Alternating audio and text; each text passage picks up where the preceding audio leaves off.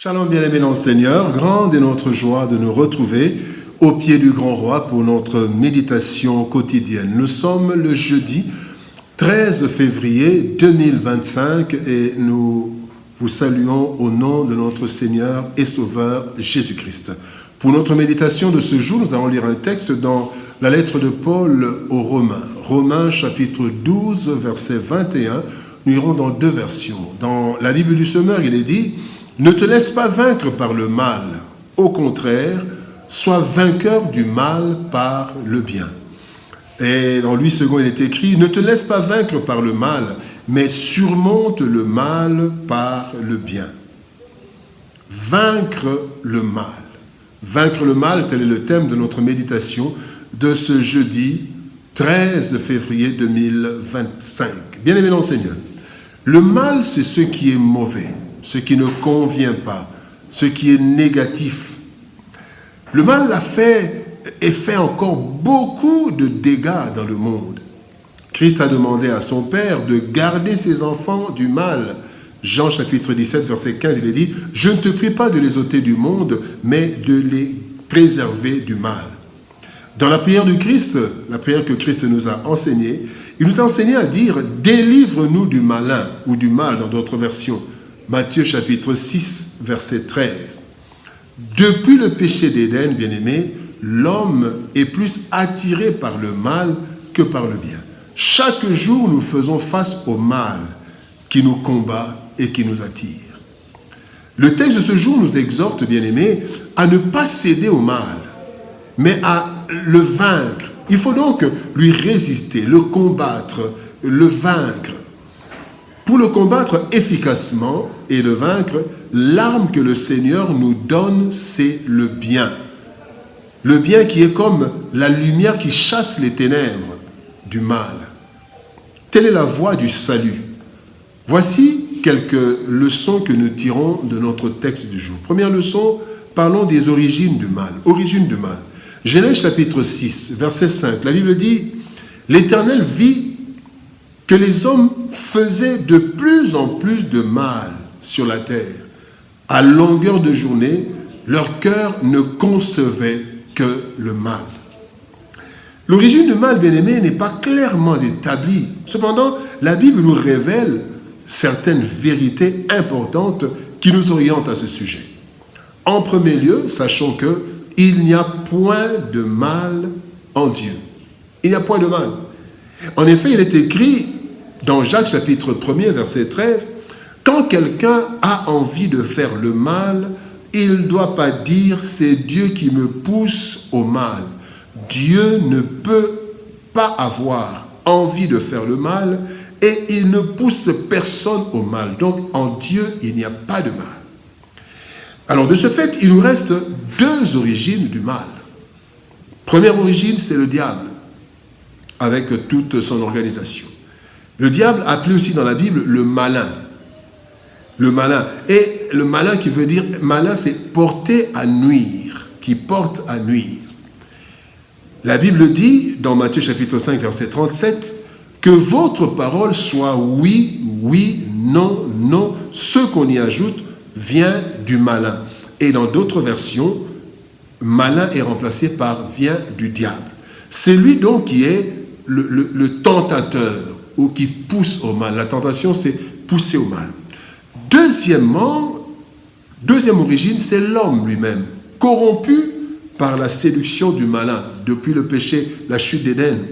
Romains chapitre 7, verset 17 nous dit « Et maintenant, ce n'est plus moi qui le fais, mais c'est le péché qui habite en moi. » Et Jérémie chapitre 17, verset 9 nous dit « Le cœur est tortueux par-dessus tout et il est méchant. » Origine du mal. Deuxième point, bien-aimés, parlons de notre responsabilité. Jacques chapitre 1er, verset 21 dit « Débarrassez-vous donc de tout ce qui souille et de tout ce qui reste en vous de méchanceté pour recevoir avec humilité la parole qui a été plantée dans votre cœur, car elle a le pouvoir de vous sauver. » Dieu a placé en nous la conscience, bien-aimés. Il est écrit dans Romains chapitre 2, verset 15, « L'œuvre de la loi est écrite dans leur cœur leur conscience en rendant témoignage et leurs pensées s'accusant ou se défendant tour à tour. Nous avons tous la conscience. Alors, connaissant le bien et le mal, nous avons une responsabilité individuelle et collective. Ainsi, lorsque nous sommes en face de toute forme de mal, nous devons adopter 4 attitudes principalement. Nous devons dénoncer le mal. 1 Timothée 5,20 dit « Ceux qui pêchent, reprends-les devant tous. » Dénoncer. Nous devons renoncer au mal. Colossiens 3,8 nous dit « Maintenant, renoncez à toutes ces choses, à la colère, à l'animosité, à la méchanceté, aux paroles déshonnêtes qui pourraient sortir de votre bouche. » Face au mal, nous devons résister. Nous devons résister au mal. Jacques 4,7 dit « Soumettez-vous donc au diable, soumettez-vous donc à Dieu, soumettez-vous donc à Dieu et résistez au diable. » Et 4e attitude, nous devons combattre le mal. La Bible dit « Ne te laisse pas vaincre par le mal, mais sois vainqueur du mal. » Romains 12, 21. Bien-aimés dans le Seigneur, ne pas adopter ces attitudes fait de nous des complices du mal, ou du moins des personnes qui encouragent le mal. Notre responsabilité. Alors la 3e chose, parlons alors du combat et de la victoire. 1 Thessaloniciens chapitre 5 verset 15 nous dit « Prenez garde que personne ne rende à autrui le mal pour le mal, mais poursuivez toujours le bien, soit entre vous, soit envers tous. » Mais le malin a commencé à combattre l'homme dès sa création, Genèse chapitre 3. Ce combat contre le mal ne s'arrêtera que dans 2 situations. Notre mort, alors là, nous n'aurons plus à combattre le mal, ou alors la neutralisation du diable, qui est écrite dans Apocalypse chapitre 20, verset 2. Il est dit, il saisit le dragon, le serpent ancien, qui est le diable et Satan, il le lia pour 1000 ans, ça c'est pendant le millénaire, et après il sera jeté dans la fournaise de feu. Nous devons donc être conscients du combat permanent contre le mal, avec 4 objectifs principaux du malin. D'abord, le mal est là pourquoi? Pour nous faire du mal. Le malin veut nous faire du mal, nous détruire, nous faire souffrir. 2e objectif du mal, c'est nous entraîner à faire du mal. Quelqu'un commence à faire du mal parce qu'on lui a fait du mal. Être entraîné, donc nous détruire, nous entraîner à nous faire du mal. 3e, nous entraîner à pratiquer le mal, vivre dans le péché. Et enfin, le mal veut nous enrôler pour faire du mal aux autres. Nous devenons aussi des personnes qui faisons le mal. Notre combat, bien-aimés, nous ne pouvons la remporter que d'une seule façon, c'est de faire du bien. Que faire alors? Nous devons dénoncer le mal. Nous devons réparer les torts. Nous devons montrer le bon exemple. Nous devons libérer les autres du mal. Donc en faisant le bien, quand nous faisons le bien, nous dénonçons le mal, nous réparons les torts, nous montrons le bon exemple, nous libérons les autres du mal.